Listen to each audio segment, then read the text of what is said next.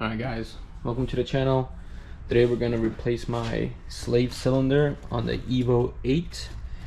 It's the same part number for all Evos, 8 and 9, and I believe maybe even 7's are probably the same, MR or GSR. So here's the original part number, MD748617.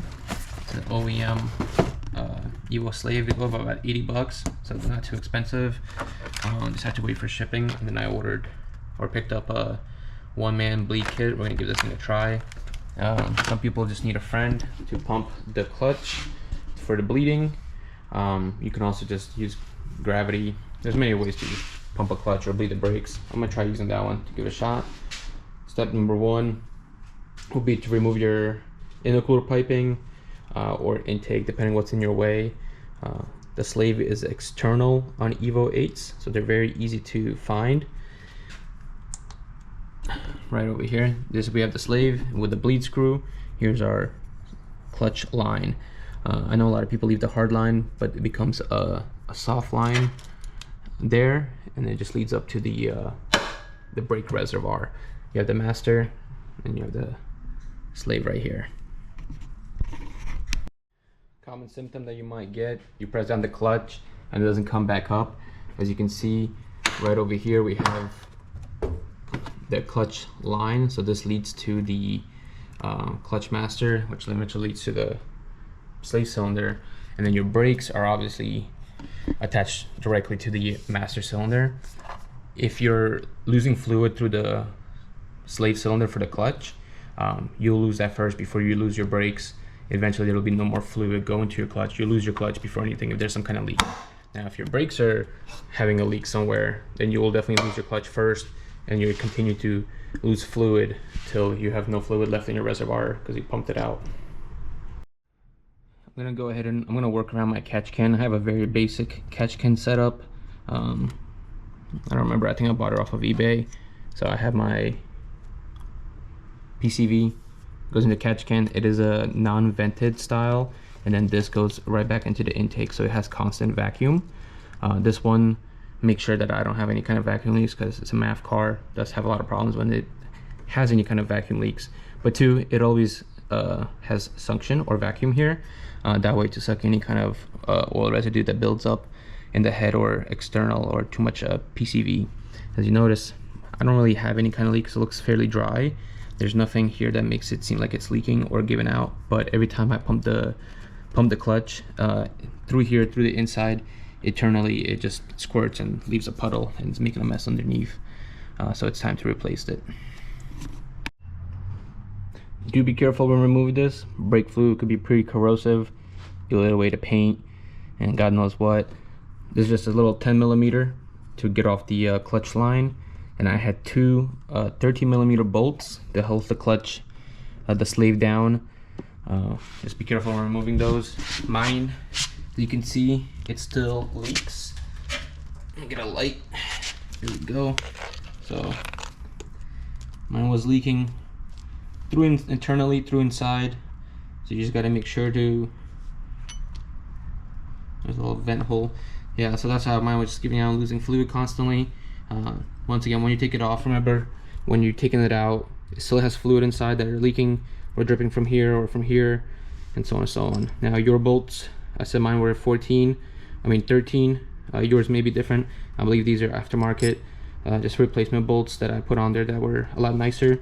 When I got the car, it had some kind of bracket for an intake to hold it up, and they were mixed match bolts, so I had to replace that.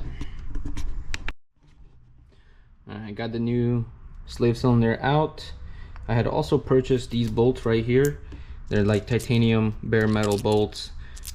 Should last long. They're probably the same, or if not similar. They're a little bit prettier. Looks really nice from JGC Customs. They sell a lot of titanium goodies. I'll throw up the size of these on the screen. That way you can order the same pair. I don't know if they just use common sense and say, since I'm buying this, we'll give him two of these since he's trying to buy some kind of bolts, or if I actually ordered the right ones. But I have checked, they do fit.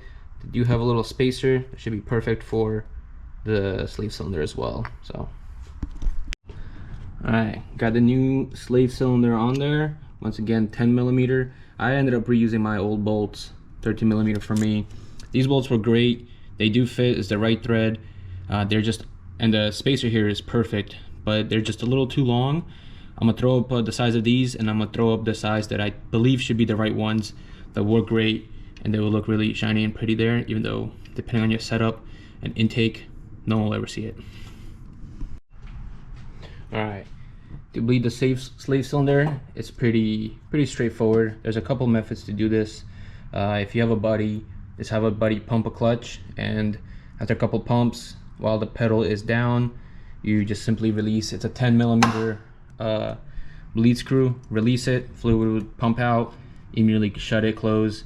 Idea is that in this line, there's probably gonna be some air bubbles because it went dry, air got in there.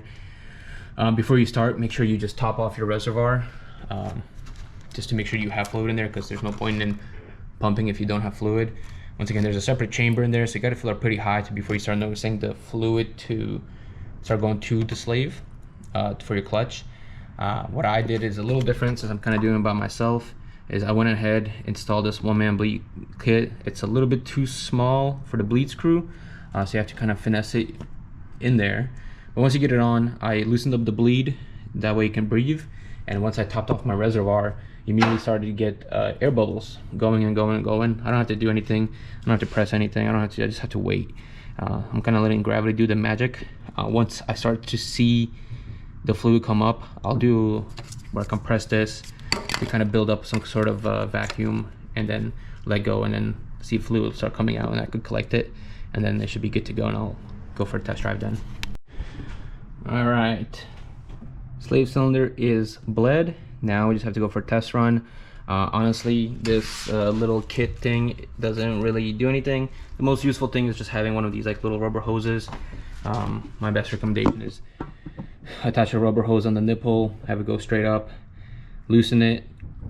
As the fluid kind of flows down, you will see it kind of build up, but gravity does a magic trick where air rises and oil stays down, so you might even see fluid go back down as air bubbles are going through it. I also left this slightly cracked and then pumped the clutch a couple times by myself.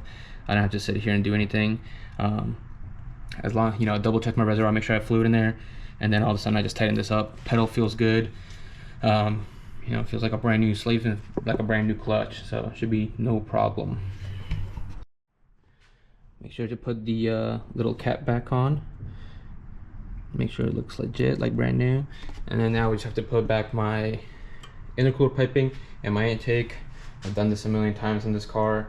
I absolutely hate it, but it's a must. I do run a MAF, and my intake is some kind of K&N Typhoon. MAFs are very sensitive to vibration. They cause a lot of problems when they vibrate, so I do have to be careful when I install mine, as I do run a really big filter that barely fits in here due to the windshield washer sprayer. Oh, I'm sorry, intercooler sprayer.